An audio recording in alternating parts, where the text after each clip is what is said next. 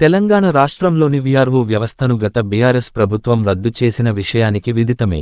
అయితే రెవెన్యూ డిపార్టుమెంట్లో అవినీతి ఎక్కువగా వీఆర్ఓ వ్యవస్థ ద్వారానే జరుగుతోందని భావించిన అప్పటి సీఎం కేసీఆర్ వీఆర్ఓ వ్యవస్థను రద్దు చేస్తున్నట్టు ప్రకటించారు. వీఆర్ఓలుగా పనిచేసిన పలువురుని వివిధ డిపార్టుమెంట్లో సర్దుబాటు చేశారు. అప్పట్లో దీనిపై ఉద్యోగుల నుంచి వ్యతిరేకత వచ్చినప్పటికీ కేసీఆర్ ప్రభుత్వం ఏమాత్రం వెనక్కి తగ్గలేదు. తెలంగాణలో మళ్లీ వీఆర్ఓ వ్యవస్థను తీసుకురావాలని ప్రభుత్వం నిర్ణయించినట్టు ఇప్పటికే పలు సందర్భాల్లో ప్రకటించింది.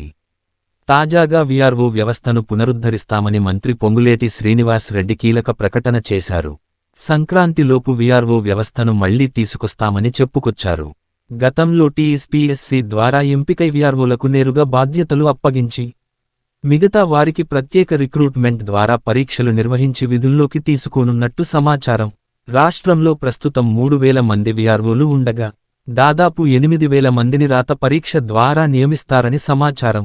రాష్ట్రం మొత్తం 10,909 రెవెన్యూ గ్రామాలకు వీఆర్ఓలను నియమించనున్నారని సమాచారం.